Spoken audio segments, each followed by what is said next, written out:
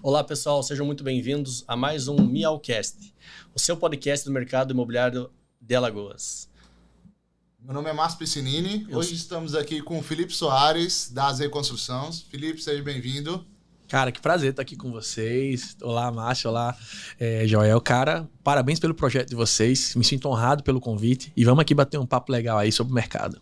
Obrigado, Felipe. Você tem virado uma referência aí no ramo da construção, né? Tá estourado no Instagram, ensinando muita gente o método de construir, principalmente o pessoal que sai da faculdade, que a gente sabe, assim como eu também sou engenheiro, quando a gente sai da faculdade ali, a galera sai muito cru, não é isso? É verdade. A faculdade, ela te dá tudo menos o conhecimento pleno sobre construção. A prática é delicada e importante para qualquer profissional. É verdade. Ô Felipe, e assim, a sua especialização é a parte da construção de condomínios, né? A gente pode dizer isso? Isso, obra residencial. Residencial, né? Massa. E com essa tendência agora que tá vindo dos lançamentos, dos condomínios, tudo, qual tem sido a maior dificuldade para você, Felipe, fechar uma obra com o cliente? Como que tem sido isso aí com você? O que é que acontece? O pessoal hoje, infelizmente, muita gente quer morar no condomínio de alto padrão e não consegue enxergar a realidade financeira. Existe possibilidade para todo mundo morar em um condomínio. Agora, cada um tem que entender qual o seu momento. Não adianta a pessoa querer entrar no condomínio de classe A se naquele momento você só consegue fazer um de classe B. Eu brinco que hoje os clientes eles precisam ter um planejamento financeiro. O ponto não é só querer construir, não é só querer morar. É ter um planejamento de vida para escolher o imóvel certo, no lugar certo, com a construtora certa. É verdade. Não adianta o cara querer comprar um terreno num condomínio grande e não ter dinheiro depois para fazer a casa, né? Senão a casa vai ficar o patinho feio do condomínio. Não fica legal, né? E mesmo porque também a maioria dos condomínios estabelece no estatuto regras, né, de mínimo, metragem mínima, e muitas pessoas acabam comprando e às vezes ou o corretor, por falha no atendimento, ou até mesmo o cliente, acaba esquecendo ou não sabendo por ser a primeira compra em condomínio e não se atentando para esses detalhes que são bem importantes, né? Você falou num ponto muito importante, Joel. Nós tivemos uma cliente, um prospecto que chegou lá no meu escritório e chegou com a situação do projeto dela, com a situação do terreno, querendo fazer o projeto com a gente lá no escritório, com a Fernanda.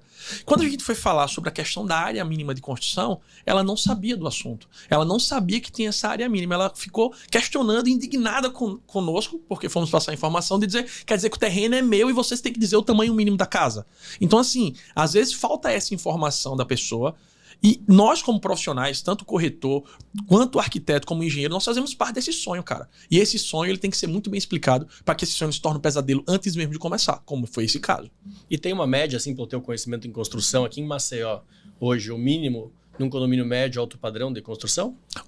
Tem de acordo com o condomínio, de acordo com a região. Eu vou falar mais do litoral sul, que é onde eu trabalho, tá? Tem lote lá que você tem que construir no mínimo 50%, no mínimo 60%, tá bom? De área construída daquele lote, de projeção horizontal. Mas isso aqui que eu tô dando é um valor que eu não sei de cabeça. Isso aqui é porque eu construí recentemente, tá? E eu tenho esse dado, essa informação. Mas muda muito de condomínio, muda muito também do tamanho do lote. Quanto maior o tamanho do lote, menor a projeção que você é obrigado a construir. Imagina se você tivesse 1 quilômetro e tivesse que fazer 50%. Então, é inversamente proporcional. Por isso que é muito importante você pegar o regimento de cada condomínio. Cada condomínio tem sua bíblia. Então o pulo do gato nessa questão é que o cliente, antes de ele realizar a compra, ele tem que pedir o estatuto do condomínio, né? Perfeito, tá aí o pulo do gato. Antes do cliente finalizar a compra, ele é necessário sempre buscar as informações, que isso daí faz parte, inclusive, da nossa ética como profissional, tanto na parte da corretagem, quanto na parte dos arquitetos e tudo, de ceder essa informação, que essa daí é a nossa principal função, né? E aí vem um pulo do gato importante. Não adianta o cliente querer pular processo, pular etapa. Se existe corretor, ele tem um profissional e ele tem uma especialidade. Aí o cara quer comprar de outra pessoa, de terceiro, e diz, não quero pagar o corretor. Beleza, você não pagou o corretor, mas lá na frente você não conseguiu fazer a casa. E ainda tem toda a parte também do trâmite burocrático, de registro, de cartório, que... Na verdade, só sabe quem já passou por isso daí, que é um saco, né? Quem já teve que ir na prefeitura 4 vezes e voltar, que vai no cartório 2 vezes, gastou de combustível que não queria pagar de comissão. E pegou fila. Faz parte. Ô Felipe, e me diz uma coisa, como que é a sua forma de trabalho? Você trabalha por empreitada, trabalha por contrato fechado, por metro quadrado, por administração? Como que você tem trabalhado aí nesse momento no mercado? Eu sempre trabalhei por empreitada global, valor fechado de obra, tá? Pegava o projeto, personalizava aquele determinado orçamento e entregava para o cliente. Porém, a gente sabe o que passou de 2020, 2021 para cá, da instabilidade do mercado, da situação de crise de saúde que passamos. Isso fez com que os contratos por empreitada global eles ficassem um pouco inviabilizados. Felipe, por quê? Por mais que eu desse o preço fechado e colocasse uma cláusula de aditivo, o meu cliente ele nunca vai gostar de aditivo. Por que eu estou falando isso? Se você se planejou para comprar um carro de 50 mil, no meio da parada tu tem que pagar mais 20, tu não vai ficar satisfeito. Por mais que você esteja coberto de razão, por mais que eu não tenha culpa política, por mais que eu não tenha culpa econômica. Infelizmente, o cliente vai sempre querer culpar alguém e o culpado nunca vai ser ele, nem a escolha dele. É verdade. E entra justamente na questão que a gente começou o podcast falando sobre o planejamento financeiro, né? Exatamente. O cliente, às vezes, ele vai fazer um planejamento financeiro e quando tem algum aditivo ali no meio, ele não vai ficar muito feliz com isso daí. Só para esclarecer para o nosso ouvinte ou telespectador, o que seria empreitada global? Muito bom. O que é empreitada global? A empreitada global é quando eu pego os projetos daquela obra, daquele cliente e digo, sua obra vai me custar, essa xícara vai me custar 500 mil reais. Eu estou dando um valor total da obra. Não importa quanto eu vou gastar, como eu vou fazer, o que ele quer é a qualidade, o custo e o prazo daquela obra sendo entregue de acordo com o contrato. Esse é o contrato, digamos assim, entregar na chave. Eu quero a casa pronta. Quando chegou a pandemia, quando chegou esse momento de estabilidade, nós fugimos um pouquinho desse tipo de contrato. Eu peguei uma obra do Arthur, que o porcelanato era R$38, quando a gente fechou em 2019, em junho, só que o porcelanato foi aplicado em março de 2020, e o porcelanato estava R$72, o mesmo porcelanato. E aí, é justo eu pagar o porcelanato do cliente, sendo que não fui eu que errei? Aí que entra o aditivo. Só que o cliente não gosta. Óbvio, eu brinco que a gente tem que ter clareza, conversar com o cliente, explicar o porquê. E, gente, vamos ser sinceros, ninguém é louco. Todo mundo tem noção de como funciona o mercado e o que aconteceu. Então, cabe a gente ter clareza. Mas tem muito cliente que mesmo assim preferiu fazer distrato ou que não queria. E aí entrou o contrato por administração, que é o contrato onde eu administro o recurso do cliente. E aí a gente começou a trabalhar nesse contrato de 2020 em diante. E por que a gente começou a trabalhar com o contrato por administração? Começamos a trabalhar com esse contrato porque é um contrato, apesar de que eu como engenheiro ganho menos, mas eu tenho menos risco. Para eu, como engenheiro, para eu profissional, eu construtor, é um tipo de contrato onde eu sou pago para administrar o recurso do cliente, o dinheiro dele, tanto de material como mão de obra. E qual é a vantagem para o cliente? O cliente ele tem duas grandes vantagens aqui. Primeiro, que ele está participando junto da obra, acompanhando todo o material que eu estou colocando. Segundo, ele tem clareza de para onde o dinheiro dele está indo. Quanto ele está pagando de material, quanto ele está pagando de mão de obra, quanto ele está pagando para mim. Isso está claro e evidente para ele. Ou seja, se aumentou, ele sabe que aumentou e ele sabe que ele pagou por aquilo. Se baixou, ele sabe quanto que ele economizou. É bem bacana isso daí. Eu trabalho como corretor de imóveis e consultor também, sou engenheiro. E a minha, assim, nesse período que você pegou e falou de 2019 ali, que a gente estava no período pré-pandemia, vamos dizer assim, e depois a gente chegou em 2020, começou justamente a ter essas questões. Eu fui contratado por um escritório de advocacia para proteger 3 parceiros nossos de negócio, que eram engenheiros também, que passaram justamente por causa disso. E aí os caras me contrataram para ter uma opinião externa, certo? E aí nesse período eu consegui fazer um laudo na época, baseado no CUB, baseado no INCC, onde mostrava uma projeção de aumento dos preços absurda, certo? Então, assim, a gente começou com a situação de um cliente praticamente brigando com o consultor, falando que ele estava roubando ele, certo? E no final das contas a gente conseguiu demonstrar para ele que nada mais era do que o aumento que teve do custo de material em si. E assim, eu também tenho optado por essa parte da taxa da obra por administração, e eu tenho sentido, como posso dizer, uma certa leveza no período da obra na relação com o cliente.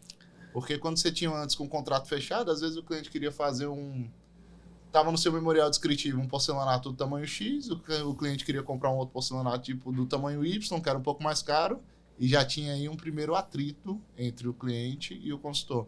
E hoje não, hoje você consegue levar isso daí, pelo menos eu tenho conseguido levar de uma forma muito mais tranquila, clara e transparente, como você falou. Exatamente. Quando você está no contrato por administração, o que pesa é a confiança e a clareza. Se você tem dados, números e o cara tem acompanhado, cara, ele não tem com o que se opor. Ele está pagando menos, está sabendo o material. Imagina só, óbvio, a gente está tratando aí de várias situações. Ele contrata um construtor que não tem referência, que não tem nada, de repente, porque for o menor preço, quem garante que ele está usando o material que era especificado no projeto? Na administração, não. Ele tem acesso às notas fiscais, ele que compra, e um detalhe importante que muita gente não se atenta. Quando está no contrato por administração, ele consegue ter flexibilidade de pagamento. Ele consegue chegar lá e escolher pagar no cartão. Se fosse empreitado global, não. Eu medi, eu quero meu dinheiro, porque eu comprei à vista. É verdade. Por mais que tenha comprado um cartão de crédito, mas o cara quer receber à vista, independente. Fluxo de caixa que dá dinheiro.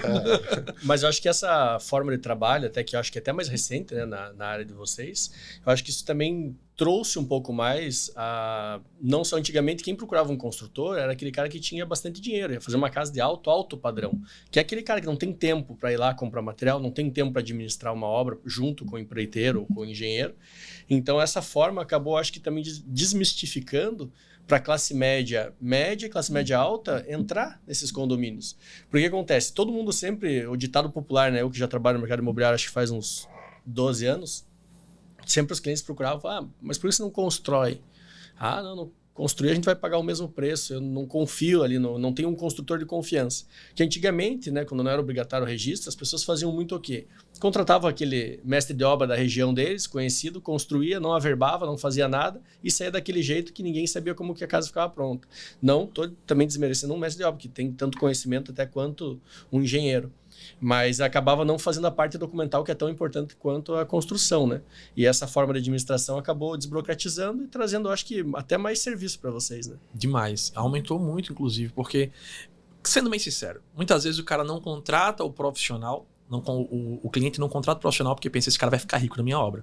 Digo a você, às vezes só o fato dele saber quanto você vai ganhar, ele já vai sorrindo, porque diz, para pensar, o cara tá ganhando 15% em cima de uma obra de 500 mil reais, 75 mil, se você dividir em um ano, toda a parte burocrática, toda dor de cabeça que ele poderia ter, e o principal, o dor de cabeça que ele teria depois da obra, ele tem alguém para cobrar agora, juridicamente. Depois, o seu Zezinho, nada contra, são excelentes profissionais, mas ele não tem garantia jurídica nenhuma. Isso é verdade.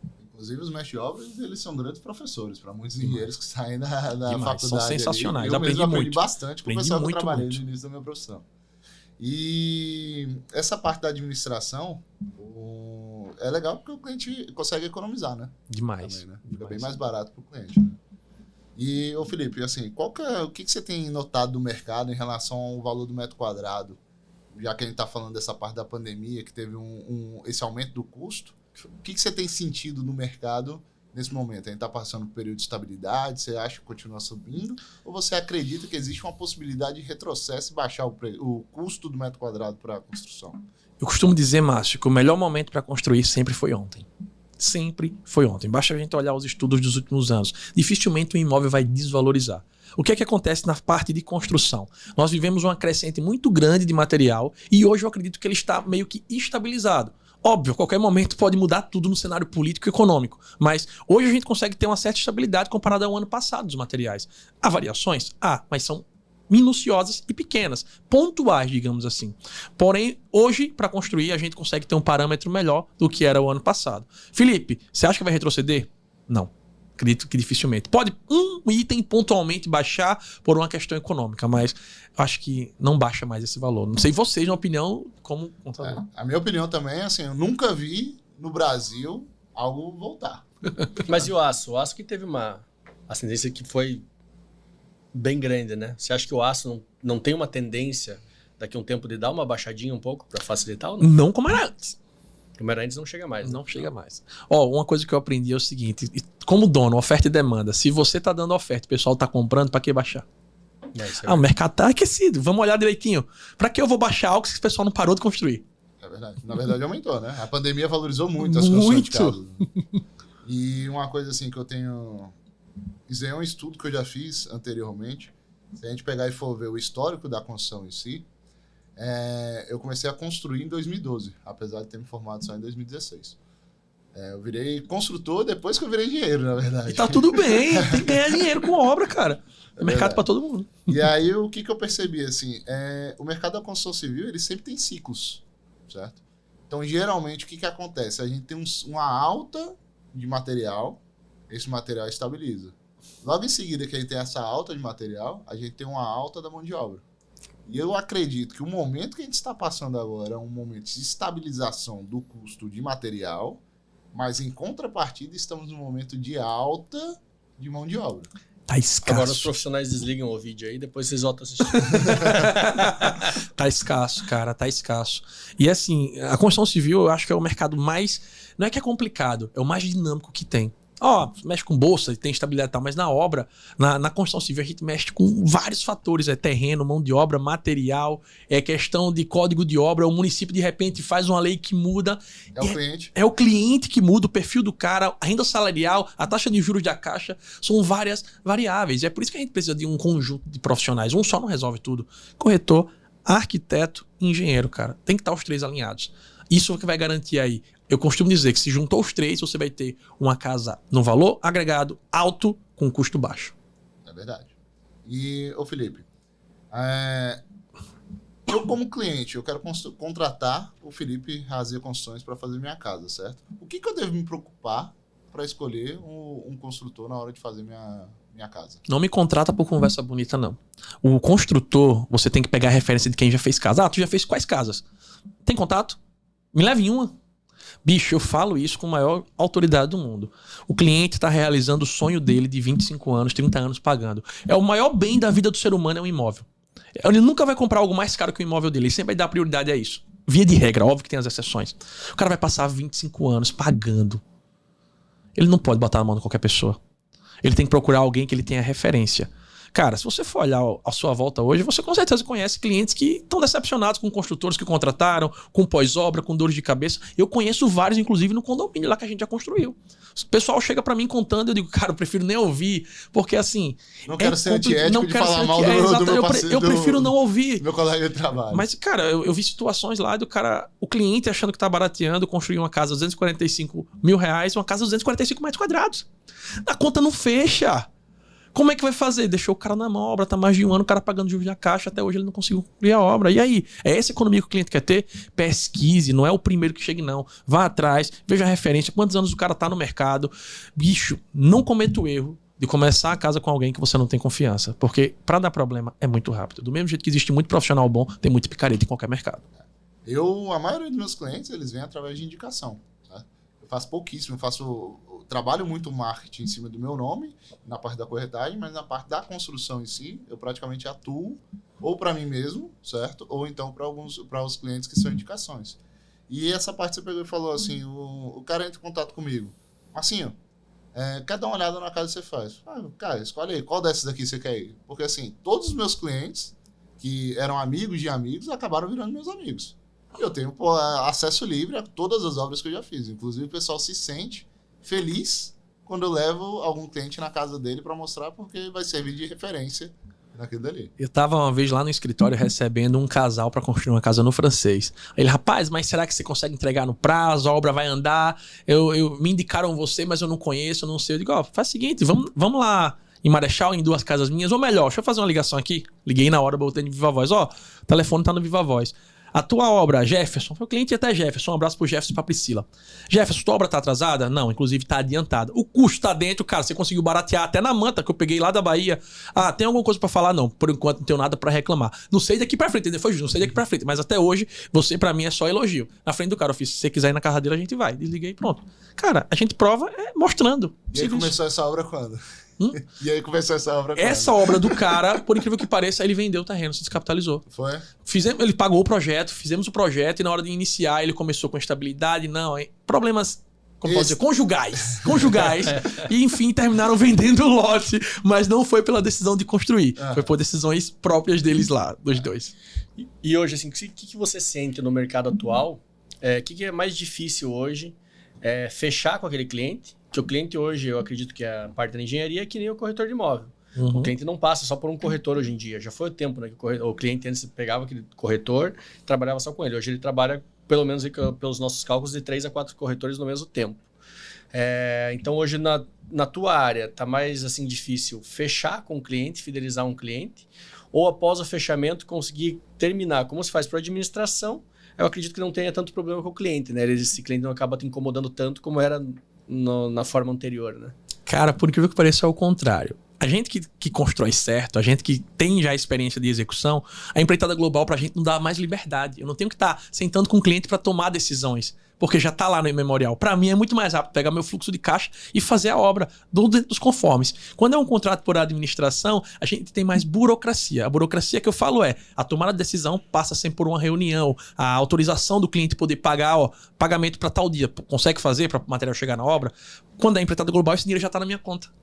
Então, tem essa questão do contato maior, mas é um contato bom quando nós temos clareza. Agora, qual é a parte mais complicada hoje? Fazer a obra ou fechar com o cliente? Hoje, fechar com o cliente. Felipe, apesar da gente já ter várias experiências, apesar da gente ter um nicho de cliente também por indicação, como a gente tem um setor de projeto, Fernanda, muito das nossas obras vem através dos projetos de a gente, então a venda casada ajuda bastante. Mas a maioria dos profissionais de engenharia hoje, se você botar para fazer uma obra, apesar de não ter experiência, mas ele vai aprender durante a obra. Ele vai estar lá dentro e vai fazer acontecer. Agora, fechar com o cliente, a engenharia não ensina. Eu não aprendi na faculdade a como sentar com o cara, entender a dor do cara, quebrar a objeção, entender. O engenheiro é muito técnico e esquece que para poder fechar uma obra ele tem que tratar de pessoas. Estamos à disposição, né, Márcio? É verdade. Duas referências aqui do assunto, tá? O Márcio, eu conheço o Márcio já de longas datas e o cara é bom. Obrigado pelo elogio, Felipe. E a gente tem uma parceria muito boa, né? Inclusive, vou deixar aberto agora um questionamento para você. O que você acha dessa parceria engenheiro-construtor? Cara, fundamental. Desculpa, corretor e construtor, né? A parceria do corretor e do construtor, ela deve existir sempre. Seja construindo para cliente ou seja construindo para vender.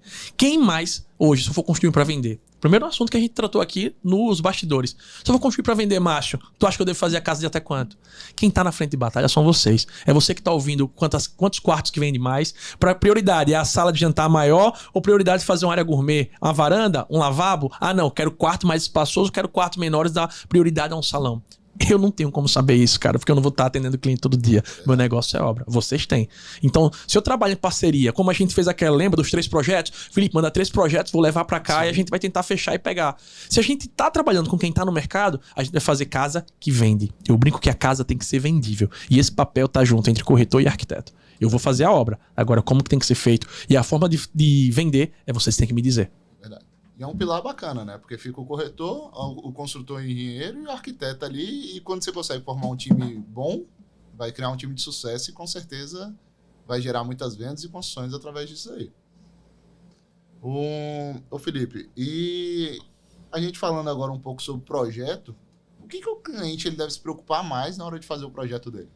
Cara, eu brinco muito o seguinte, na hora de você procurar um engenheiro, na hora de você fazer o seu projeto, coloque tudo que você quer. Uma das coisas que eu percebo é que o pessoal faz um projeto pensando em hoje, daqui a 5 anos ele quer reformar a casa. Faz a casa completa com tudo que você quer, mas eu não tenho dinheiro para fazer tudo. Você não tem que fazer tudo. Faz por módulo, divide. Então as coisas que a gente trabalha lá na empresa é projeto, mesmo que você não vai fazer piscina, não vai fazer área gourmet, o seu projeto vai sair completo. Depois você só vai construir o módulo à parte. Então, se preocupe em ter o produto final e não ter gambiarra na casa. Não faça o que você não quer, porque é o que dá. Faça parte do que você quer e depois complemente. Use isso como objetivo de vida, talvez. E o outro ponto é, procure um projeto bem definido, um projeto detalhado. O projeto ele é a bíblia da parada. Ele é o guia, é o manual de instruções. Se você contrata um projeto medíocre, você vai ter mais dor de cabeça com a mão de obra, você vai ter mais dor de cabeça com o material e de repente até alguns erros e mão de obra parada não gera lucro. É verdade, porque vai gerar falta de informação, né? E aí você vai ter que consultar um arquiteto, até ele te dar a resposta, passou 1, 2 dias, e você perdeu 1, 2 dias da obra. Cara, é complicado. Por que é tão importante o cliente saber o que está fazendo? Eu recebi um casal lá no meu escritório recentemente, e esse casal ele queria fazer uma casa. Tudo bem, chegou com um projeto já pronto, de uma empresa de arquitetura, só que eu já conhecia a pessoa. Então chegou para mim, ó, Felipe, a gente quer gastar 380 mil, 320 mil. Não, tudo bem e tal, vocês já estão com o projeto? Já estamos com o projeto, a empresa já fez aqui, já tá tudo bonitinho. Levou lá 12 pranchas, eu fiz, beleza. Quanto é que você quer gastar? 320 mil. Quando eu abri a prancha, tinha um balanço só de 8 metros. Eu digo, ó, vai gastar só no balanço. Gente, arquitetos, eu brinco muito isso falando com a minha irmã. O arquiteto hoje, ele precisa saber de valor de mercado, cara. Senta com um corretor, senta com um engenheiro e diz, ó, quanto é que tá? Padrão normal, padrão alto, a média. Por quê? Se o cliente diz o teto financeiro dele, e você sabe a média de mercado, você faz um projeto assertivo e nunca mais vai frustrar o cliente, como a gente já frustrou. Levar uma casa de 240 metros quadrados, sendo que o cara só podia fazer 160. O segundo projeto nunca vai ficar tão bonito como o primeiro, que ele se encantou. Então, preste atenção nos preços de mercado. E por incrível que pareça, isso é extremamente comum. Certo? Demais. Eu passo por isso praticamente semanalmente quando eu sento com meus clientes para conversar. E assim, as últimas 4 reuniões que eu tive, o pessoal teve que voltar para o arquiteto para fazer ajuste. Entendeu? E aí é justamente aquele tal negócio. Assim, por exemplo, o arquiteto ele vai fazer o projeto, ele mostra a casa dos sonhos para o cliente se encanta. Mas muitas vezes até o sonho dele, né? E não cabe no bolso do cara, entendeu? E assim, eu já peguei, por exemplo, um projeto de cliente e o cara fez como se fosse estrutura de prédio numa casa. Dá para fazer dentro da engenharia? Dá. Agora o meu cliente não queria pagar. Que essa é a maioria, assim, a maioria dos clientes é isso, cara. A gente tem uma certa limitação, que é a limitação financeira do cliente. Eu falo quando eu vou conversar com meus clientes que o maior desafio da gente como construtor é conseguir encaixar o sonho do cara dentro da realidade financeira dele. E do sonho do arquiteto também, né? E aí às vezes, você pega uma galera que dá uma viajada ali, faz uns balanços muito longos. Por exemplo, pra você ter ideia, essa casa que eu falei pra você, era uma casa de 2 andares, onde tinha uma caixa d'água em cima e embaixo não tinha nenhum pilar. O que é o balanço? Explica aí para o telespectador, que muitas vezes ele não tá sabendo o que é o balanço. Ele tá imaginando que é aqueles balanços de criança. Isso daí Presta aqui essa folha. Deixar o Felipe explicar. O balanço... Aí, que ele é mais didático do que eu. Ó, a gente tá aqui, tem uma folha, isso aqui é uma laje, digamos aqui, ela tá apoiada em 4 pontos. Essa é uma laje normal. Se eu tenho 4 pilares, não sei se vai dar para ver, eu vou estar apoiado em 4 lugares diferentes. O que é o balanço? A partir do momento que eu tiro 2 dele, olha só. Eu tenho que ter uma estrutura muito reforçada para segurar essa folha. Esse balanço, eu estou apoiado só em um lado e a folha está em pé. Agora perceba que eu tive que apoiar o quê? O dedo em cima. Eu vou ter uma quantidade de aço aqui em cima muito maior para poder manter isso. E a gente está falando de dinheiro mesmo. Não é um valor irrisório, não. É um valor considerável na estrutura. Uma estrutura, se você for pegar a fundação, a estrutura inteira de uma casa, ela gira em torno de 23%, pode chegar até 32%. Óbvio, dependendo do tipo de obra, dependendo do que o nosso querido arquiteto colocou de balanço. Então, Felipe, os balanços são bons? Se você tiver uma boa concepção estrutural, o balanço ajuda a estrutura da sua casa. É verdade, é verdade. Isso aí também acontece muito, falando agora como a maior parte do nosso público é corretor de imóvel, eu costumo falar para muitos corretores iniciantes que eles cometem esse erro que o arquiteto comete, só que na área deles. O que acontece? O cliente pega, entra em contato lá, quer um apartamento aí com 3 quartos, ele começa mostrando o melhor. Até 1 milhão, um exemplo. Aí ele vai lá e mostra já logo de 1 milhão e 300 que ele acha que o cliente vai chegar. Aí quando o cliente entra, ele cria aquele estereótipo. É o que eu imagino que acontece também num projeto. O cara vê aquele projeto lindo, maravilhoso, ele fala, cara, é o meu sonho, esse arquiteto aqui é melhor do mundo. Aí chega no engenheiro que é o vilão, quero que construa isso aqui como você citou, 320 mil. Não, meu irmão, esse não vai conseguir, no mínimo 600. O cara fala, esse engenheiro é louco. A minha arquiteta que é boa, né? E o corretor também comete esse erro dessa mesma forma. Eu sempre falo, comece pelo pior produto. Mas eu tenho medo de assustar o cliente. Não, mas não é o pior, né? É o, digamos, o mais, às vezes, em conta, custo-benefício, e você vai subindo gradativamente. Quando você chega naquele de 1 milhão e 300, às vezes o cliente realmente chega no 1 milhão e 300. Ele acaba comprando por quê? Porque ele daí não cria o estereótipo já desde a primeira visita, né? Mas aí, na verdade, ele já vai ter visto a realidade do mercado e vai chegar naquele último ali que eu costumo falar que é a cereja do bolo. Exatamente. Sempre quando sai para atender os clientes, por exemplo, raro eu sair para atender um cliente para mostrar uma única opção, certo? Eu sempre saio ali para mostrar no mínimo 3, 4. E ultimamente, como assim, eu tenho sentido que o tempo tem ficado mais escasso. Não sei se você tem sentido isso também. Queria ser 2, eu tava com mais dinheiro. Se fosse 2, eu tava aí. Então, assim, o que eu tenho feito muito com os clientes? No início, quando eu comecei a trabalhar como corretor de imóveis, separava ali 3, 4 opções e os clientes tinham tempo pra gente sair. Via 3 opções hoje, daqui uma semana aí, via 3 de novo. Hoje eu faço um levantamento todinho das opções que tem disponíveis, certo? E aí faço um levantamento virtual. Eu prefiro explicar pessoalmente com o cliente, uma reunião ali mais informal, para ele ver, daqui dali a gente já faz um filtro para ir pro outro. Mas sempre deixo guardado ali uma cerejinha no bolo, que é para dar aquela realidade ali no cliente. Não, é bom. Depois você visitar 2 ou 3 imóveis que é na realidade dele, você vai por muito mais caro que ele faz. Aquele não dá, mas aquele não dá, mas os outros dá. Então é importante. Agora, sabe qual é a parte difícil dessa parada? É que Você é ético, você disse o preço correto, ele pegou um projeto que não cabe no bolso dele e você chega e vai com toda a clareza do mundo. Ó, cara, eu quero ser bem justo com você. Esse projeto hoje não cabe no teu bolso. A gente pode fazer uma alteração, mudar o projeto. E o cara tá tão encantado com aquele projeto ali que ele vai procurar o cara da esquina e o cara que às vezes não tem noção nenhuma. Não dá pra fazer. O cara nunca mais... Né? A gente economiza no balanço. Ele vai ficar refém da obra, cara. E hoje o que eu conheço de cliente que é traumatizado. 3 motivos que traumatizam o cliente. Primeiro, o valor. A obra começou com 200 mil, vai parar em 500 mil. Por quê? O cara que pegou, ele sabia que não dava pra fazer. Ele pegou você na emoção de realizar seu sonho, entrou lá e depois que tu entrou, meu amigo, ou tu termina ou tu vai ficar devendo. Segundo, prazo. Lá no Manguaba, cara, tem casa que o cliente comprou, ia demorar 10 meses, demorou 2 anos e 4 meses. E o meu vizinho, eu digo porque eu virei amigo do cara. Ele disse, nunca mais quer saber de obra na vida dele. E eu digo, não é que você não quer saber de obra, é que você contratou o cara errado. Felizmente, eu disse até, a culpa é tua, velho. Ele brinca comigo, não, eu não conhecia do assunto, eu digo, por isso você tem que procurar alguém que conheça. Aí a gente começa a brincar, ele faz, não, agora eu sei. E o terceiro, primeiro, como eu falei, o custo. Segundo, o prazo. E o terceiro, a qualidade, pô. Choveu no condomínio lá, um condomínio que é padrão normal alto, digamos assim. Um monte de parede encharcando. Então, assim, tem construtores e construtores, assim como vai ter médicos e médicos. Meu amigo, busque, pague o justo, mas não tenha dor de cabeça.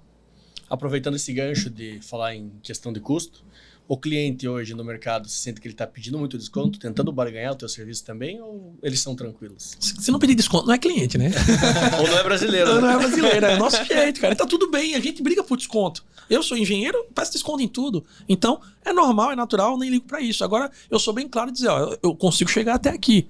Mais do que isso, não adianta pra mim, eu prefiro não pegar. Eu não sou um cara de ter muitas obras. Eu tenho as minhas obras pontuais, porque eu prefiro ter poucas obras, mais qualidade de vida e mais dinheiro no bolso, do que estar tirando dinheiro do meu filho para botar para salvar do cara na obra de alguém. Que aí não existe, né? Na verdade. E muitas vezes por administração, o cliente acaba também economizando, ele vê o orçamento, mas às vezes dá uma sorte, de 6 meses, quando ele vai comprar o acabamento, pegar uma promoção aqui, uma promoção ali, aquele projeto que às vezes foi lá de, vamos supor, 500 mil, vai cair para 480, vai ganhar um dinheirinho ali e acabar economizando. É uma coisa que a gente preza muito, é o fluxo de caixa. Se o cliente ele tem fluxo de caixa, a gente consegue economizar, pô. Dinheiro gera dinheiro, né? O poder de barganha. Às vezes o cara tem um cartão alto, então eu pergunto, ó, quais são as fontes hoje de recursos? É da caixa, mas só tem um da caixa. Que a caixa demora a sair em medição. De repente eu tô pedindo pallet para uma outra obra de porcelanato, inclui o teu. Quanto é que ele vai economizar? Não tem como bater preço da fábrica. Você economiza aí um dinheiro grande, razoável mesmo. De repente você economiza uma parte de mão de obra. Então, tudo comprar a ferragem toda da obra no início. No início, tudo isso pesa, cara. Então, assim, tudo é estratégia. E essa estratégia a gente tem que sentar com o cliente. Ele tem que ser bem aberto com a gente para dizer, ó, eu tenho um cartão, tenho dinheiro e tenho isso. Ou então não tenho, porque a gente também já não conta com isso. E já sabe qual é o valor que ele vai gastar, que ele não vai conseguir ter tanto lucro. Não vai conseguir ter tanta economia, porque o poder de compra dele é menor. Eu vou falar assim agora na minha experiência, né, nessa trajetória que a gente tá passando aí depois da pandemia, antes da pandemia, eu acredito que com você também acontecia isso, a gente não fazia muita conta de projeto, né? Dava uma olhada naquele projeto ali, você já via, cara, aqui vai gastar em média tanto, vou fechar por tanto, e depois lá na frente a gente vê quanto que dá pra mim. Porque o cara sabia que ia ganhar dinheiro, ganhava dinheiro de verdade. Pro cara levar prejuízo antes da pandemia, o cara tem que ter feito muita besteira. Muita besteira, entendeu? Então, assim, hoje não. Hoje, inclusive, assim, a pandemia me forçou a me profissionalizar mais. Todo questão mundo. de... o que a gente tava falando, a gente vai fazer uma obra para administração, você precisa ter a clareza na prestação de contas. Tá? Antigamente, quando eu fazia as outras casas, ele chegava no período de acabamento, tava no finalzinho, já... Nem fazia mais conta direito. Já ia pagando o povo ali e pronto. Hoje não. Hoje a gente tem que fazer uma planilha, prestação de contas. A participação do cliente é muito mais interativa durante a obra. Né? E você precisa anexar todas as notas fiscais e tudo, botar planilhado para o cliente ter acesso àquilo dali. E uma coisa assim que eu senti que foi o diferencial é a parte de orçamento de obra. Cara, hoje em dia, o engenheiro que não saiba fazer um orçamento de obra, esse cara tá fora do mercado. No máximo, ele vai ser contratado por alguém ali para fazer uma coisa. Cara, nem reforma ele vai conseguir fazer. Ele vai ser contratado por alguém para trabalhar. Ele não vai saber dar o preço dele. E assim, orçamento de obra é uma coisa que é... Depois você aprende, fica fácil. Mas no começo... Mas no começo dá trabalho. A minha planilha mesmo, cara, assim, quando eu comecei a fazer os orçamentos detalhados das minhas obras, passava quase um mês para fazer o orçamento todo. Punk. Hoje em dia, em 2, 3 dias, eu consigo fechar um orçamento completo do cara ali, completo. E se for um orçamento por alto, assim, em 3 horas eu consigo finalizar. Mas até montar minha planilha, porque eu uso a minha planilha própria. Eu não uso Ócio, não uso nada disso aí para fazer o meu padrão de casa das casas residenciais, né? Quando a gente já tem experiência de obra como o Márcio, você já tem dados. Às vezes você só não organizou os dados, que é o caso dele. Ele tem a composição dele porque ele já fez quantas obras? Cara... Então, imagina aí. É a mesma coisa que eu. Eu já tenho experiência, eu já tenho meus valores, eu tenho as planilhas. Por mais que a gente não controlava tanto como antes, mas você sabe quanto gastou naquela obra porque você tem planilhado. Em algum momento você planilhou isso. Exatamente. E hoje a gente bota no nosso sistema lá as nossas composições. E tratando-se de obra residencial, a conta é clara. 60% é material, em média, 40% mão de obra. Quanto maior o padrão de acabamento, mais esse percentual tende a ir para o material. E a gente brinca que tem os itens essenciais. Esses itens aí, cara, são os itens mais relevantes da casa, a esquadria. Esses aí não tem como você ir no chutômetro não, porque a maioria das casas de padrão normal e alto padrão é personalizado. E personalizado tem preço personalizado também. Então, pega os itens essenciais e cota. Pelo menos esse você tem que estar na mão. Porque já tá nesses itens aí, vai embora o lucro da sua obra. É a famosa curva ABC, né? Que a gente já tem isso aí de cabeça. E assim, por exemplo, eu tô fazendo o orçamento do cliente agora. Faz muito tempo que eu não faço uma casa de telhado aparente. E essa casa é de telhado aparente. Então assim... Eu não tenho como passar o orçamento pro cara sem antes fazer um projeto de coberta decente pro cara para poder, de fato, cotar. E ainda vai ter aquele asteriscozinho ali na planilha, porque o preço de madeira hoje pode estar um preço, daqui a 6 meses, 7 meses, pode estar completamente diferente, né? E esse orçamento hoje tem um custo? O cliente paga alguma coisa? Porque o orçamento, pelo que eu vi, é trabalhoso também, né? Trabalhoso. Cara, eu particularmente eu não cobro por orçamento, mas eu também não entrego. Só dá o valor final. Exatamente. O que é que acontece? O cara chega pra mim, eu vou pegar o projeto dele e a primeira coisa que eu faço na reunião é o seguinte, ó, tenho tanto pra gastar, como vou analisar o projeto e digo, sua casa, pelo padrão dela, ela vai ter uma média de construção de X. Você quer dar continuidade? Porque aí eu vou fazer o orçamento detalhado. Não adianta, se ele chega lá, eu digo quanto é a média de mercado, o cara diz, tá muito caro, não adianta eu perder tempo fazendo orçamento, que não vai caber. Então, eu tenho a estimativa inicial e ele vai dizer, não, vamos prosseguir. A gente vai e faz o orçamento. Dou o valor final e aí a gente diz, vai continuar ou não? Vou continuar. Assina contrato, ele tem acesso ao orçamento, se ele quiser. Se ele não quiser também, pega só o global e acabou. É da mesma forma que eu faço. Geralmente, quando o cliente chega a mim, eu faço uma reunião com o cliente, dou uma olhada no projeto ali, passo uma estimativa de custo. Dando continuidade, eu faço orçamento. E de vez em quando a gente pega uns espertinhos, manda pra mim pra eu dar uma olhada. Cara... Trabalhou de graça para o seu concorrente. Vamos sentar pra ir tomar um café, mostrar pra você. Mas é dessa forma, assim. E uma coisa também que tem agregado, inclusive eu acredito que pra você também, Felipe, é o seguinte, a gente cria um vínculo com o cliente, né? Então, assim, eu, por exemplo, eu pegar e fazer um orçamento hoje detalhado do cliente, eu peço todos os projetos, e a maioria dos clientes, eles não têm esse projeto. Então, por exemplo, eu tenho uma parceria com um escritório de projetos complementares, certo? O cliente chega a mim, eu não cobro nada do cliente, só repasso o meu preço, que o cara já tem um preço diferenciado para mim, que sou engenheiro e consultor, e repassa esse preço para o cliente. Então, na maioria das vezes, eu já ganho o cliente, porque o cliente já fez uma cotação com os escritórios. E quando ele chega para mim, eu consigo dar um desconto para ele naquele ali, que seria o meu desconto pessoal. E a partir do momento que você tem todos os projetos, fica muito mais fácil você fazer orçamento. Demais, nem se compara. Esse demonstra já um grau de profissionalismo maior com o cliente, porque senão você vai fazer o projeto, o orçamento do cara, único e exclusivamente o projeto arquitetônico. Aí chegar lá, o solo do cara é um... Eu peguei um caso parecido. E aí, como você faz, né? E isso faz muita diferença pro cliente, tá? Quando o cliente chega pra gente com um projeto arquitetônico e pede o orçamento, eu digo, ó, com isso aqui, né, eu consigo te dar uma estimativa. Não é o suficiente pra te dar um orçamento. Ah, como assim? O cara me deu um orçamento e tal. Eu digo, beleza. Ó, como é que eu vou saber onde é que tá o quarto de distribuição e quanto que vai pegar de fio? Como é que eu posso saber aqui por onde vai passar a tua tubulação se eu não tenho nenhum projeto? Não é no achismo. Existe um projeto. Você quer que a tua casa fique dando retorno, que chegue lá e eu faça de como quiser? Ou tu quer que eu siga um manual? É óbvio que a gente fala isso de uma forma intelectual, uma forma que a gente conversa, explica, mostra pro cliente as dores de verdade e ele no final vai dizer, pô, só esse cara falou pra mim que precisava disso.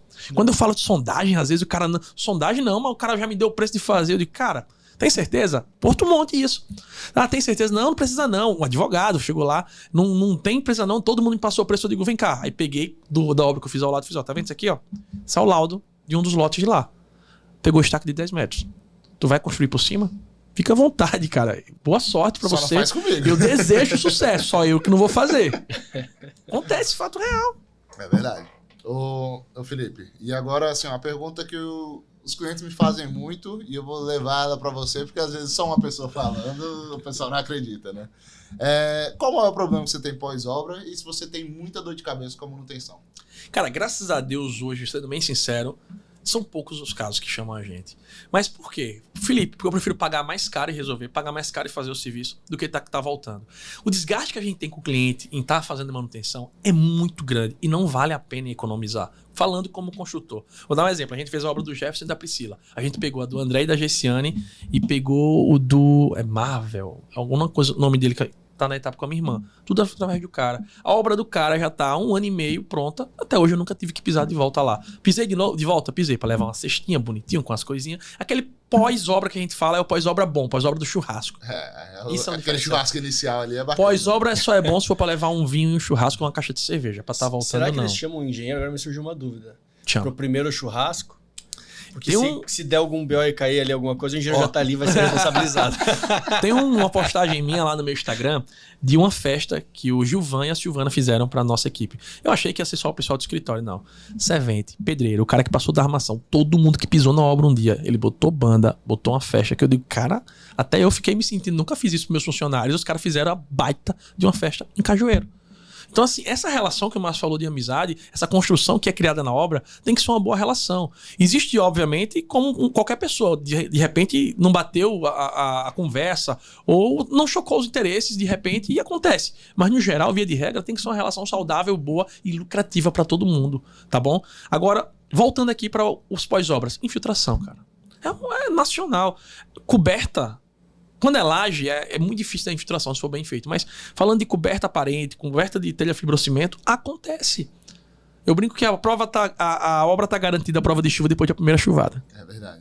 Tu tem usado ainda muito coberta ou tem partido da manta? Né? Cara, ó, se eu puder recomendar todo mundo a ir pra laje, vá pra laje com impermeabilizada. É mais caro. Cara, se você for pesar hoje, não tá tão mais caro, não. Também não acho, não.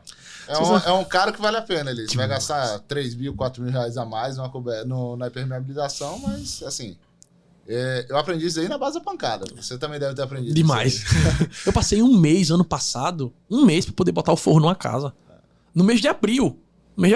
O cara foi lá, coberta, uma telha boa, aquela telha ecológica de PVC, que não dá vazamento, a telha é fenomenal, não é que nem a fibrocimento. Só que o encontro de calha e rufo, eu não faço, é terceirizado, você contrata. Tá lá, tá tudo bonitinho, beleza. Chuva porta da outra semana, vazando. Postei até ontem sobre isso. Depois o cara ia lá, botava cola de PU, botava manta, uma semana depois, vazando. E aí? Beleza, enquanto tá na obra é bom. Imagina se tivesse feito tudo, pegasse o período de sol, não chovesse, não aprovou, já tivesse morando, botei gesso e aí? Prejuízo dobrado, né? Dor de cabeça, cara. E aproveitando esse gancho, qual que hoje é, assim, a lei tem algum dispositivo legal que te dá um prazo mínimo de garantia do pós-obra? Mudou agora em dezembro, se eu não me engano, a norma foi atualizada, né? Antes a gente era dividido em vários itens, 3 meses, 1 ano, 2 anos. Hoje a norma é o seguinte, a gente tem 5 anos de garantia à integridade daquele imóvel, alvenarias, os itens construtivos, digamos assim, mais relevantes, estruturais. Só que tem itens lá que a garantia é imediata. Eu te entreguei, tu não viu que estava com problema, cheguei em casa, perdeu a garantia. Então assim, imediato, 2 anos, 5 anos. Se eu não me engano, saiu de 1 ano, tá? Tem que olhar porque mudou recente e a gente tá atualizando ainda o manual do usuário. Cada item tem sua garantia. Felipe, vou dar um exemplo. Alvenaria. Entregou a alvenaria. Orienta o cliente qual é a garantia dele. Ele quebrou, fez um vão na parede, perdeu a garantia da alvenaria toda. Não tem mais garantia. Se ele fixou algo que era um peso gigante que não podia, perdeu a garantia. Vaso sanitário, ele pegou o vaso sanitário, de repente a gente confere, testa bonitinho, saiu. A gente vai lá, o cliente liga depois de 1 semana dizendo que estava trincado. Cara, a gente teria visto antes. Por isso que o vaso sanitário é a garantia imediata. Porta, garantia imediata. Muita gente não sabe. Agora, óbvio, cada item com suas peculiaridades, motivos e causas. E é importante o construtor informar o cliente. Pessoal, anota aí. Se o construtor não te entregou o manual do usuário, não te documentou, aí ele vai ter que arcar. E existe muito aquela tiazinha que liga, Felipe, Troca minha lâmpada. Felipe, a bomba da minha descarga tá disparada aqui da minha... Como que chama aquela bomba da caixa acoplada, né? É. Tá disparada, acho que tá com defeito. Você vai lá arrumar pra ela a bomba ou não? A gente manda alguém lá pra dar uma olhada o que é, porque assim, a gente nunca pode descartar alguma coisa. A gente sabe que não é, mas assim, a gente manda o cara, ó, isso aqui é um problema que veio de fábrica, vamos solicitar que trocou, ou então, ó, isso aqui é só algum ajuste que bateram Regulagem. aqui e regula, tudo bem? É chato que a gente às vezes tá deslocando alguém pra isso, mas cara, às vezes vale tanto a pena ter essa relação com a senhorinha que depois bota um bolinho, um café na mesa, toma aqui meu filho, um pedacinho, e depois ainda chega um parente pra indicar. É verdade. Vai falar bem, né? Te adota como um neto ali e acaba indicando pra família toda, e pras vizinhas ainda. É verdade. Cara, eu tinha anotado alguma coisa aqui e acabei perdendo, mas a gente falando sobre essa parte do cliente, dessas garantias, uma dica aí, podia fazer um e-book, né? Pra ceder pra galera, ou então vender, né? Não, já tenho, cara. Agora só dou pra aluno. Eu tenho um manual de garantia usuário com todas as etapas. Aí, nesse manual, ele tem mostrando não só as etapas, ele tem imagens, descrição, o que perde a garantia, qual o prazo de garantia, os cuidados, e tem tudo detalhadozinho. São 148 páginas. Etapa por etapa. Eu fiz ele bem geral justamente para dar aos alunos, para não sofrerem com isso, porque eu já sofri. Não na minha empresa. Eu tive uma grande vantagem. Eu trabalhei no pós-obra de uma grande empresa daqui, que trabalhava com Minha Casa Minha Vida, em 2.000 casas. Eu levei muito esporro, meu irmão. Sem culpa. Eu fui pra fazer o quê? Pós-obra, o que tá lá é quem? O cara tá com raiva da construtora, mas ele vai descontar em quem chegou lá, cara. Já levei grito, já discuti. Óbvio, naquela época eu não tinha maturidade, tava começando no mercado. Mas serviu pra mim pra entender o seguinte, eu não quero pós-obra na minha empresa, quando eu abrir a minha. É verdade. Já peguei briga feia, gente. Imagina, porque você tá lidando, como você mesmo falou no início, muitos brasileiros, né, no caso, muito cidadão, é a única compra da vida dele. Aí o cara compra um negócio novinho, ainda a construtora acaba entregando com um defeito, às vezes gritante até, né, que acontece, tem, como você falou no início, tem bons e tem os maus profissionais, né, que acabam economizando, vendendo aquele produto mais barato, mas da entrega, dá uma semana, começa já a aparecer os defeitos da casa, né. E um dia desse participei no podcast do pessoal a Renata, do Range, certo? E é uma parte que ela atua justamente essa parte de vistoria de obra, né? Eu achei bem legal, Ela é muito desenrolada. Ela trabalha muito com essa parte de síndicos também. Ela é muito boa no pós-obra. Achei bem legal também. E, inclusive, eu estou fazendo uma parceria com ela aí na parte dos imóveis também, para ficar mais legal. Ô, Felipe, e agora vamos lá. Um cliente chega para você e quer se tornar um investidor, começar a construir para vender. Dá para contratar você e fazer uma parceria boa? Oxi, nasci para isso. Inclusive, a gente tá com o Diego e com o Rodrigo agora. Vai ser Porto Monte e Porto Manguaba. Eles vão construir para vender. Aí é que eu fiz. Eu vou fazer aquela casa que eu tava comentando e eu queria fazer 3 ao mesmo tempo. Chamei os 2 para cada um entrar com mais uma casa. Eu vou cobrar a administração em cada uma delas e ainda vai deixar, pelo estudo de casa que a gente fez lá, casa de 120 metros quadrados, que é o que eles querem gastar, vai deixar entre 120 e 150 mil para cada um livre. Legal. Dá um pulo do gato agora aqui para quem estiver escutando a gente. Uma coisa que eu já fiz com alguns clientes. Agora, lógico, você tem que ter aquela consciência de com quem você está lidando, né? Já fiz uma obra que foi para investidor. Para baratear o custo da obra, eu cobrei a taxa de porcentagem, mas ele não me pagou. Eu fiquei com um saldo a receber. E aí eu entrei como sócio da obra com aquele valor que seria retido a mim e, consequentemente, eu aumentei o meu faturamento. Você ganha o lucro no final da venda. Exatamente. Perfeito. Exatamente. Para quem não tem a necessidade do dinheiro imediato ali para pagar as contas, é uma boa saída e uma boa forma de ganho também de capital. E importante também dizer outro pulo do gato aqui, pessoal, é que, Felipe, eu não tenho amigos que têm dinheiro. Às vezes o cara não tem dinheiro, mas ele tem um nome limpo e tem crédito no banco. Crédito vale mais que dinheiro. De repente você pode fazer uma estratégia usando o financiamento da Caixa, sem tirar dinheiro do bolso ou tirando quase nada, construir com o nome do cara e entrar como sócio do cara. Ou seja, eu ganho dinheiro com o nome do cara e ele também ganha dinheiro, tá todo mundo com dinheiro junto. E todo mundo sai feliz, né? E rindo e com imóvel, você é só empresário. E essa parte da Caixa, ela é bem bacana porque, assim, de um tempo para cá houve uma desburocratização desse processo, né? Eu me lembro, assim, que quando eu comecei, o pessoal, cara, você constrói financiado pela Caixa? Eu falava, meus clientes, você tá doido? Lá quero negócio com a Caixa. Para vender com a Caixa já é ruim, imagina para construir com ela. Né? Mas depois de um tempo para cá foi aumentando o conhecimento das pessoas E às vezes você chegava até para conversar com gerentes e gerentes não sabiam. Até hoje tem isso. Os gerentes, mas se você procurar um bom correspondente, você consegue resolver tudo. E óbvio, se você contratar alguém que entenda do assunto, né? Então, às vezes o cara que tá lá do outro lado não manja nada da caixa de burocracia e o seu processo vai ficar rodando e não sai do canto. E hoje em dia tá uma facilidade assim, é aquele tal negócio, né? Você vai pedir uma orientação, se você procurar as pessoas certas, o caminho fica muito mais livre para você, muito mais fácil. Cara, em um mês você consegue aprovar um financiamento da Caixa e tá com o contrato pronto. Vamos supor aí que o processo todo da Caixa demore um mês e 15 dias. Se você tiver, digamos assim, o caminho correto. Se a pessoa tiver renda, ela consegue financiar 100% do projeto dela ou a Caixa está financiando uma porcentagem? A Caixa, por via de regra, ela financia 80%. Mas existem estratégias de você conseguir fazer esse valor aumentar. É simples? É fácil? Não. Você tem que estudar o mercado, estudar a situação do cliente para ver se consegue fazer isso. Hoje em dia, Márcio, a Caixa Econômica, eu tenho um sistema chamado Crédito Casa. Eu aprovo o cliente, o crédito dele sem ele sair de casa, tudo por contrato digital. Só manda os documentos, ele depois faz o reconhecimento facial e assina o contrato com a Caixa. Hoje a aprovação sai em um dia e o contrato vai tudo certinho com 30 dias, sem ele nem ir na Caixa. Show de bola isso aí, hein? Então a gente tá desenrolado. Serve pra vocês também isso, viu? Ah, com certeza. Vou pegar umas aulinhas com você depois pra gente conversar. Crédito Casa, mano. E essa pergunta aí que você fez da construção, se o cara já tiver o terreno, sossegado, você financia 100% tranquilo. Agora, você comprar o terreno e financiar, aí não consegue. Tá? Mais burocrático. Só se aqui, vamos dar um exemplo. Você conseguiu pegar um terreno de um cara que está precisando de dinheiro, terreno de 130 mil, só que o terreno ele vai 200. O engenheiro pode avaliar por 200, você bota aquele valor de 200, ele vai pagar 80% daqueles 200, 160 mil. Então, sim, tem jogo de números para isso, mas não é tão simples e o cliente tem que estar ciente que no final ele vai ter uma casa que é um pouco menor para poder compensar isso. Não é uma regra, né? Não é a regra. É igual isso daí, quando antigamente você ia comprar carro, você conseguia comprar carro usado sem entrada dessa forma. Botando ele lá em cima o valor dele. Mas então, na realidade, o terreno vira garantia. Tudo é garantia. Sim. Tudo é garantia. Até a construção vira garantia depois, sua Caixa. É bom esclarecer, porque tem muitas pessoas que acham que para construir através de um financiamento bancário é que nem fazer um empréstimo. Só chegar na Caixa, não, eu tenho o terreno, às vezes está lá pagando parcela no terreno, ele está alienado ainda da construtora, e ele então não vai conseguir fazer um financiamento da obra se estiver alienado. Não. Ó, o que é legal da Caixa Econômica Federal e trabalhar com financiamento? Meu irmão, a Caixa, ela desburocratizou muita coisa. Por quê? Ela não perde nada.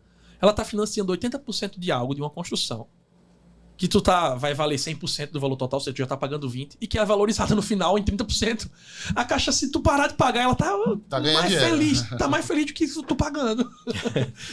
E voltando para esse assunto, só para finalizar, que garanto que já tem muitas pessoas assistindo e pensando em gerar investidores agora da construção civil, né? Procura a gente, ó. Estamos nós três aqui, a gente já faz uma mesa redonda, fazer um evento chamado aí Minha Construção em Alagoas, a gente bota aí uma galera e vamos procurar terreno e vamos para essa galera. Vamos alavancar a grana da galera. O que você acha hoje, no teu ponto de vista, que dá mais lucro e mais retorno rápido? A construção de pequeno, médio ou grande porte? Para essa pessoa que está querendo entrar agora nesse novo ramo. Ó, 2018, 2019, eu fazia muita casa em Atalaia do Minha Casa Minha Vida, antes de mudar para Casa Verde e Amarela. A gente fazia casa, cara, comprava terreno 20 mil, 25 mil, construía com mais 60, 70 mil, gastava 80 mil reais na casa, vendia por 130, 140.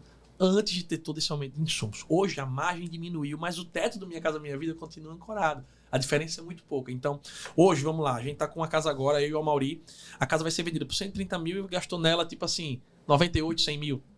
Poxa, 3 meses é um valor considerável? 3, 4 meses entre a venda e outra é um valor bom. Agora, se você tiver grande quantidade, casas moduladas, grande projeção, você ganha na quantidade. Qual é a vantagem hoje, Felipe? Eu prefiro trabalhar com um padrão normal alto, que eu tenho menos dor de cabeça, eu me concentro em 3, 4 obras e me dá uma lucratividade muito maior.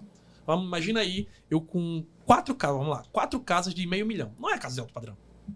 É uma casa padrão normal, mas que tá aquela emergindo, digamos assim. 4 casas de $500 mil dá R$2 milhões. Se eu trabalhar 15%, eu tenho 300 mil de administração. Se eu pego 300 mil e divido por 12 meses, não é um valor ruim. Entendeu?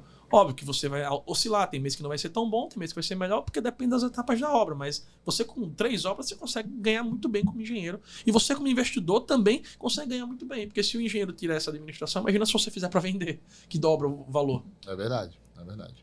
E assim, eu particularmente, eu já trabalhei com Minha Casa Minha Vida também, e não foi muito legal.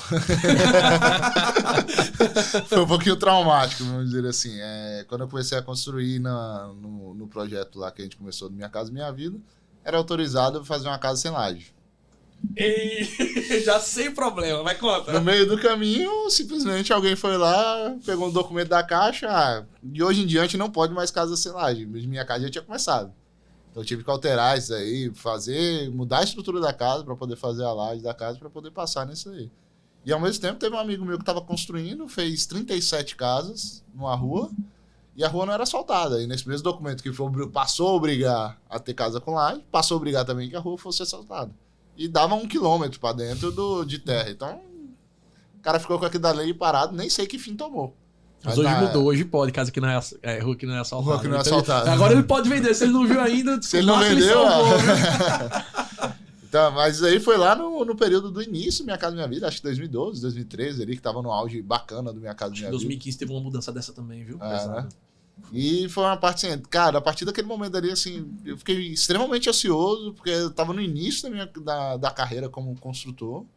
Praticamente o capital todo que eu tinha tava parado no negócio, e eu falei, cara, eu tô na mão do governo, velho.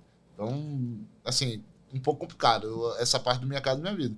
Apesar de eu conheço gente que fez a vida através das construções populares, vamos dizer assim, mas eu, particularmente, Márcio, é uma coisa que eu não quero mais passar. Eu prefiro trabalhar ali no médio, alto padrão também, porque às vezes se acontecer algum problema na questão ali, cara, de hoje em diante a Caixa não financia mais compra de imóvel, acabou o dinheiro da Caixa, vai ter que dar uma segurada.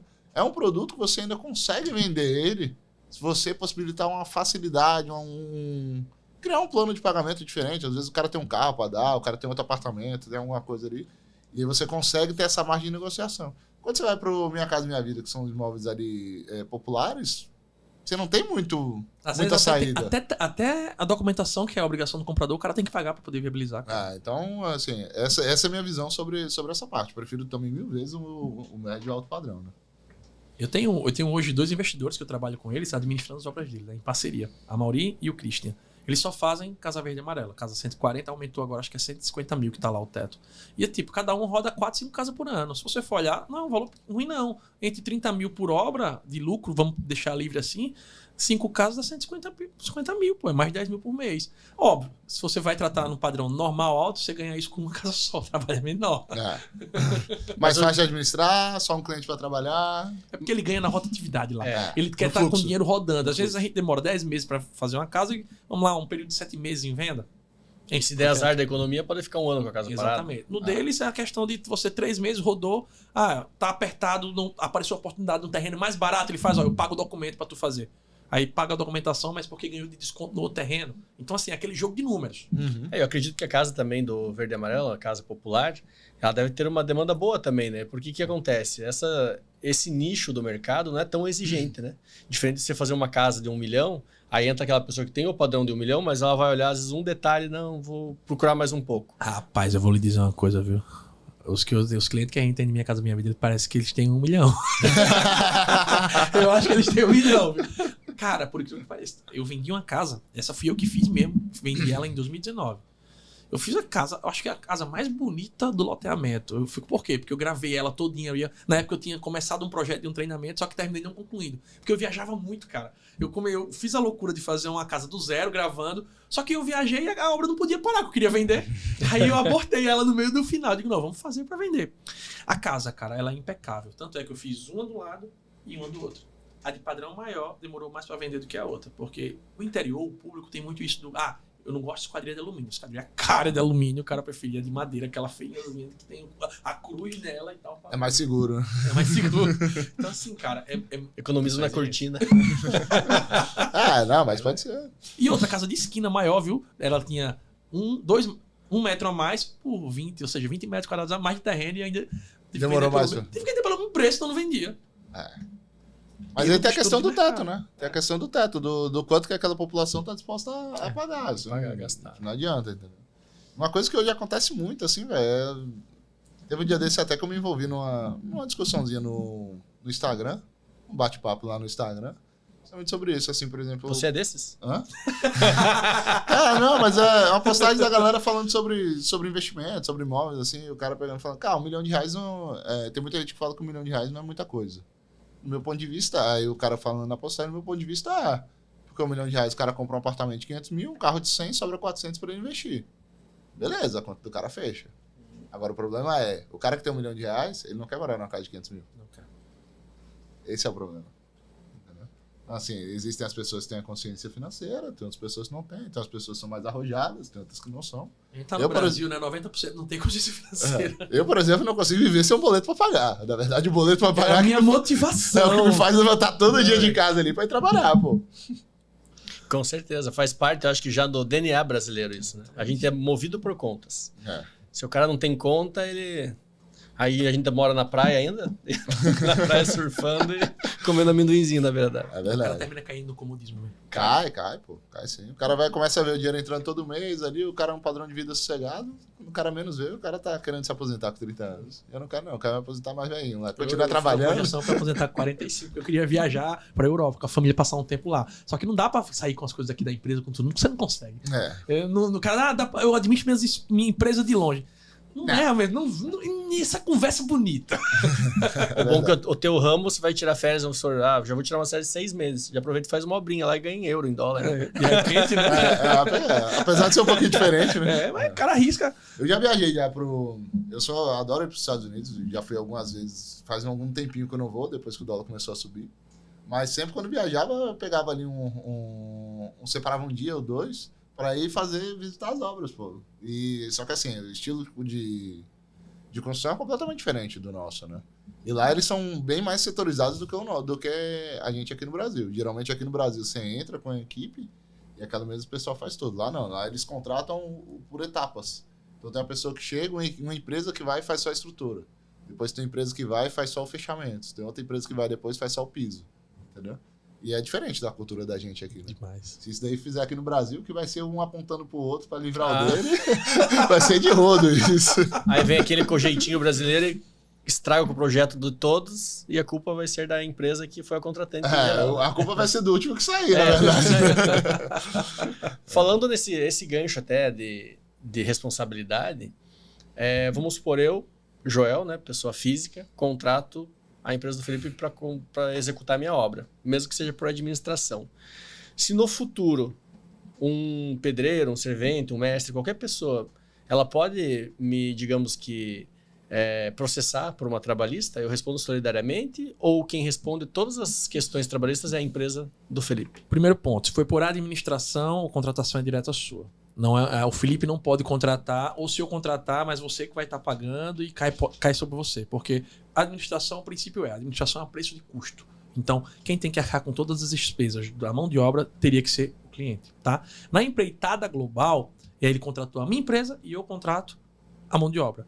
Felipe, quando a gente está tratando de pessoa física como cliente, é muito mais difícil cair nele. Se fosse uma empresa contratando outra empresa, aí tem aquela que chama dolo não, recai sobre o maior. Se eu quebrei, vai recair sobre a outra empresa. Isso é consolidário, né? É, consolidário. Já quando é um CPF, é muito mais difícil de cair. Muito mais difícil de cair, porque o entendimento do juiz é diferente. Ele entende que é uma pessoa, um cidadão normal, contratou uma empresa, a empresa quebrou, o cidadão não tem culpa. Já quando é uma empresa, ele entende que a empresa está ganhando dinheiro com o que o outro estava fazendo. Então, cai naquele do capital. Um está gerando capital para o maior. No cliente, o cliente não está gerando capital, ele está gastando capital. Mas corre o risco? Estamos no Brasil.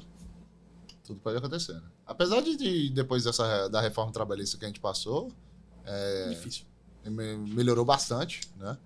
Antigamente era extremamente desproporcional. Né? Hoje em dia não, hoje em dia tá mais real e assim, quem trabalha correto não... Tá um pouco mais justo, né? O que aconteceu comigo aqui agora? Vou até a audiência, né? Isso aqui vai sair até dia 13 de junho? Eu tô contando um fato que eu não sei como é que eu vou ser julgado. Mas, ó, o que acontece? Tinha um cara, eu contratei esse cara para trabalhar para o cliente, por administração. A gente sempre senta com o cliente, que ele tem que pagar, fechar. Ele fez, não quero. Há pouco tempo, não vou fechar. Documentando que a gente solicitou, tá no contrato também da administração, que ele é responsável por fazer o pagamento, mas ele disse, não, Felipe, prefiro que não.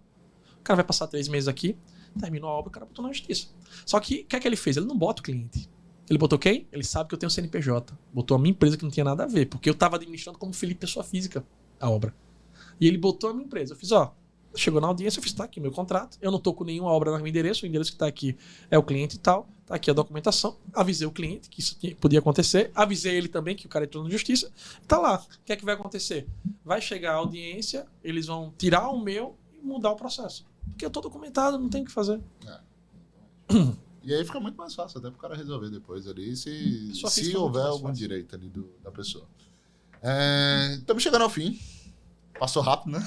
O que é gostoso acaba rápido. Mas temos uma agora que vai ser, acredito, nossa pergunta do maior audiência do podcast de hoje. Por quê? Porque hoje a gente costuma dizer, até eu e o Márcio conversamos muito sobre isso, existem pessoas que nem são da área, estão opinando muito sobre esse assunto, né? E formando opiniões muitas vezes erradas. O que eu queria que você abordasse agora para a gente encerrar? Aluguel ou casa própria? Construir ou morar de aluguel? O que hoje vale mais a pena no teu ponto de vista? Cara, eu acho que isso aí é mais planejamento pessoal de vida. Como assim, Felipe? Vou dar um exemplo. Meu primo, solteiro, que disse, Felipe, eu quero morar no Brasil inteiro. Eu não quero me apegar no imóvel. É um plano de vida do cara. Já eu, vamos supor que tenho raiz, cara, sempre vai ter minha casa. Eu não quero pagar o resto da vida pros outros. Aí o cara fala, Felipe, mas se eu tivesse 1 milhão em conta, eu pegava esse 1 milhão e com dinheiro pagava aluguel. Tá, meu amigo. Com esse 1 milhão que você tem em conta, que tal você fazer um financiamento, você constrói sua casa, ao terminar, tu vai estar lá com o dinheiro, ou tu vende, pega o dinheiro, tu vai estar com o dinheiro da casa e o dinheiro que tá rendendo. Aí tu vai ter 2 patrimônios, 1 milhão que tu pagou, a parcela da casa, aí tu vai ter a casa e o 1 milhão. Então assim, construir um imóvel, a área imobiliária é a área mais lucrativa. No mundo, as pessoas que mais ganharam dinheiro, que mais ficaram milionários, que emergiram, foi investindo no mercado imobiliário. Então não tem o que discutir. É melhor do que aluguel, aí é plano de vida seu. Agora financeiramente, eu, Felipe, com certeza acredito que vale a pena ter o seu imóvel, é seu, ninguém te tira de lá e ainda você tem um poder de capital muito grande, porque o cara só vê a casa, beleza. Aconteceu qualquer coisa, posso refinanciar minha casa, tenho 1 milhão na conta, invisto em qualquer coisa. Para pensar o seguinte, é um dinheiro que tá lá só valorizando, não perde preço. É verdade. Essa conversinha que a galera fala, não, você bota ali para investir, você tem 1 milhão, bota para investir, você paga o aluguel, isso. Cara, vai morar de aluguel e vai morar na casa própria, pra você ver a diferença do conforto, que é o primeiro ponto. E o segundo, a conta não fecha. Do jeito que os caras fazem, é aquele mesmo problema matemático. O cara tinha 10, deu 1 para outro, não sei o quê, quando você faz a conta ao contrário, sobrou 9.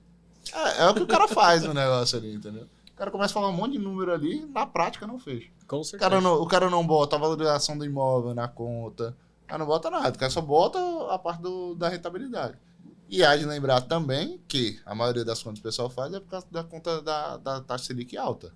Que inclusive hoje está saindo a reunião do Banco Central e o pessoal está começando a falar que já vai começar uma tendência de queda aí da taxa Selic. Amém. Que aí vai facilitar para todo mundo, né? Não, e um ponto muito importante que esses novos especialistas financeiros aí não colocam é a insegurança também.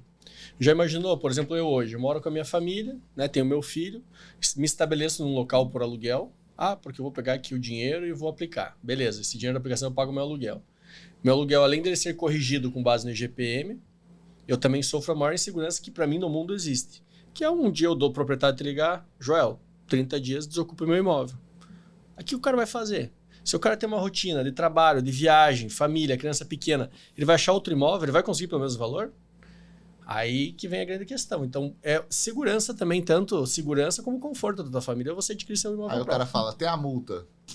Né? O cara paga lá 3 meses de aluguel pra você dar multa e você vai ficar no meio da rua. Mas a multa é até 12 meses só. Passou de 12 meses, o contrato ele é renovado mensalmente. Então, a partir dos 12 meses, que é geralmente o padrão de contrato residencial, não existe mais nem multa. É só notificar por escrito 30 dias antes, tanto uma parte como o locador como o locatário. Então, essa insegurança que muitas pessoas não se prestam. Tem até um rapaz, não sei nem o nome dele, comecei a ver. Eu vi uma vez um vídeo dele, é um cabeludinho assim, que ele fala que ele mora numa casa que ele paga 44 mil de aluguel, que ele tem Ferrari, tem isso. Ele falou, não compro casa, que essa casa que vale 17 milhões. E ele acabou ficando famoso graças a isso, porque pessoas, né, meio leigas acabaram seguindo ele por não entender, por ele não explicar, digamos, ao pé da letra, o que é um investimento seguro. Né? Agora, interessante, usando a lógica dele, pensa comigo, se o cara tem 1 milhão e rende 10 mil por mês, e mora de aluguel pagando 4, beleza, por que tu não pega esse 1 milhão, faz o financiamento de uma casa de mais 1 milhão, paga aí, vamos supor, não sei ao certo, mas você paga os 10 mil, terminou a casa em 10 meses, tu vai ter 1 milhão e uma casa de 1 milhão que tu vai vender por 1,5 milhão, 2 milhões. Você ganhou, né? Muito melhor, né? Acho que a conta ainda tá morando lá na sua casa e de repente você diz, não, vou... Enfim, a conta eu vou viciar nesse sistema, eu vou construir outro e vou vender de novo.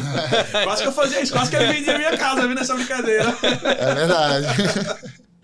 E é só, cara, uma coisa que é engraçado, né? Porque a gente que vive no ramo, é difícil o cara pegar... É o produto da gente, né? Então o cara constrói uma casa ali, quando você chega no final, dá uma tentação gigantesca do cara vender. E ó, eu tenho certeza que teve um dedinho ali por trás ali que segurou a dona Karina segurou. Ele fez, ó, tem 1 milhão. Eu tinha terminado a casa, gastei 650 mil, 700 mil reais. Pô, não tinha nem morado na casa, eu ia ganhar 300. Peraí, mano. Coçou a cabeça. E a resenha que eu não falei nada pra ela, né? Aí quando ele ligou, tava no fundo, aí ele perguntou: e o sofá vai também? Eu falei: não, o sofá fica. Aí ela parou aqui, né? Sofá de onde? Não, mas depois eu ligo pra tu, Márcio. Aí a sócia majoritária da empresa decidiu, deu uma canetada. Porque a gente que trabalha com isso não tem apego a esse tipo de imóvel. Já que a pessoa, o sentimento do dono é outro. Ela é como dono, eu era como construtor. É verdade. Então, estamos agora sim, chegando ao fim. Queremos deixar aí o espaço livre para você, falar da tua empresa, falar do teu Instagram, divulgar aí a tua marca. E, mais uma vez, muito obrigado por comparecer. Foi grande valia para nós, como profissionais. O Márcio, profissional da área, eu, profissional da área de vendas do que você constrói. E acredito que aí para todos que estão assistindo foi muito prazeroso e construtivo, principalmente. Muito bom, gente. Muito obrigado mais uma vez pelo convite. É um prazer enorme estar aqui com vocês. E para quem não me conhece ainda, pessoal, sou o engenheiro Felipe Soares da AZ Construções, AZ_Construções. Temos 8 anos de mercado na área de residência. Se você quer fazer sua cotação, quer construir o seu sonho, nós temos um time aí que está pronto para isso. Para te ajudar e sonhar junto com você. Beleza? Muito obrigado a todos e até mais, gente. Pessoal, obrigado pela audiência. Até a próxima. Lembra, quarta-feira, 8 horas da noite, tem sempre vídeo novo no ar, viu? Abraço.